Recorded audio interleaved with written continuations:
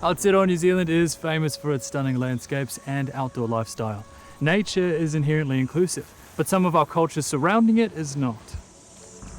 False beliefs, negative perceptions, and a lack of support and education mean that some people who menstruate don't get to enjoy Papa Tuanuku and all she has to offer.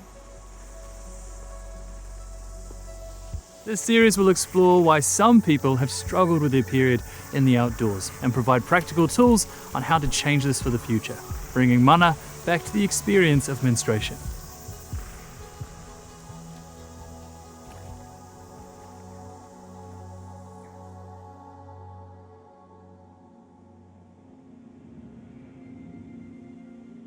The rainbow community is a very, very broad term. Essentially what rainbow refers to is people with diverse genders, sexualities, and people born with variations in sex characteristics. That can be gay, lesbian, bi, pan, trans, non-binary, intersex, queer, just the list goes on. It's a very rich and colourful and diverse community. The outdoors doesn't have a gender, it doesn't care, it's unforgiving. When I was exploring my gender and feeling a real disconnect from parts of my body, movement was like the only place where I was just by myself and not a gendered thing. I was appreciating my body in different ways, its functions, rather than how people were gendering me.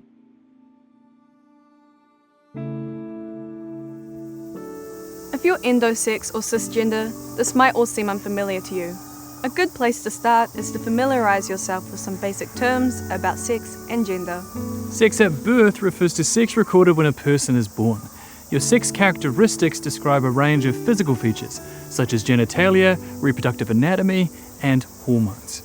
Some people have a variation of their sex characteristics and don't fit medical norms or stereotypes of female or male bodies. Gender refers to a person's identity as male, female, or another gender that may be non-binary. Gender is about how a person feels internally, and this might differ from their sex at birth. Cisgender is a term that describes people who identify with the gender they were assigned at birth.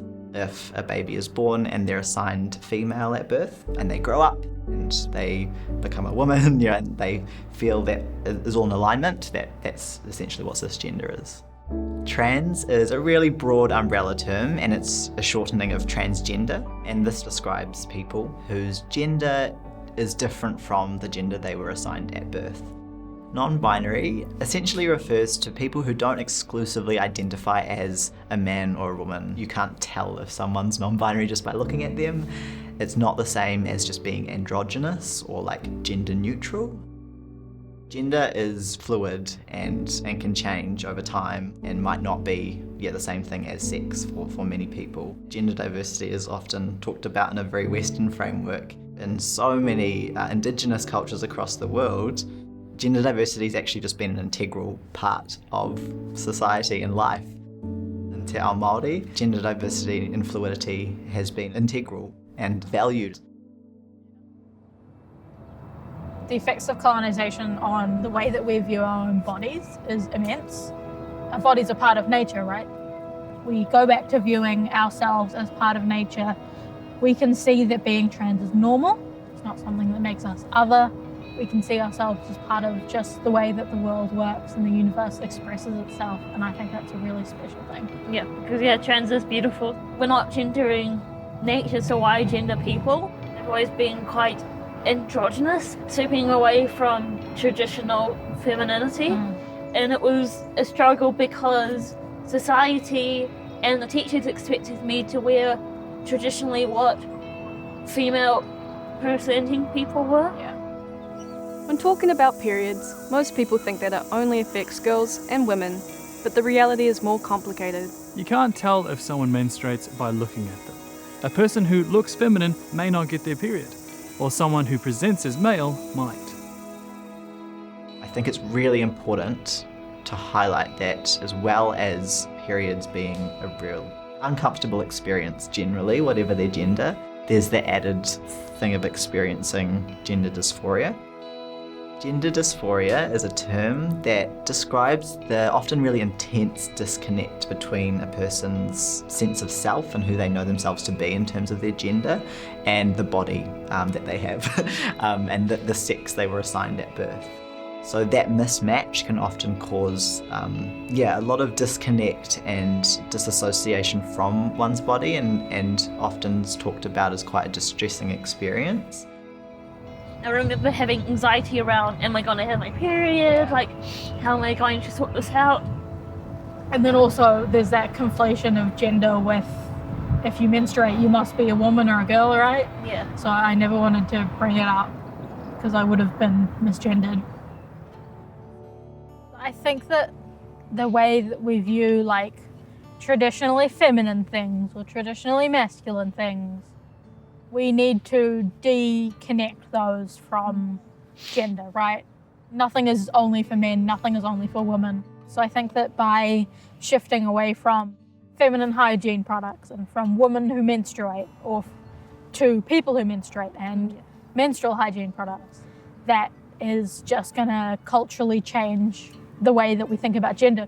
So important to make periods and make menstruation genderless, because it's something that a lot of people face, and it's not something that we need to be attached to heteronormativity. How comfortable a person feels within their body is complex and changeable.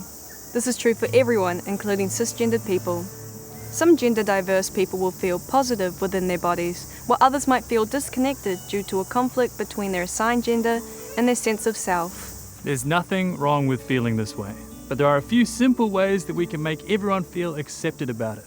Don't assume anything about a person's experience based on their gender expression, encouraging less body policing and more body celebration. Create a safe, accepting group culture that's open to different people's needs. We focus so much on the differences between rather than the variations within. Gender diversity has always existed. Trans and gender diverse people have always been here. Gender euphoria just refers to all the happy and the joyful experiences of that coming into your own body through affirming your own gender. I mostly feel it when people use my name or my pronouns. It can be like such a wide range of things can cause gender euphoria, but they all create the same feeling. And I think that that feeling it's so precious, it's sacred, it's something that I want every trans person to feel.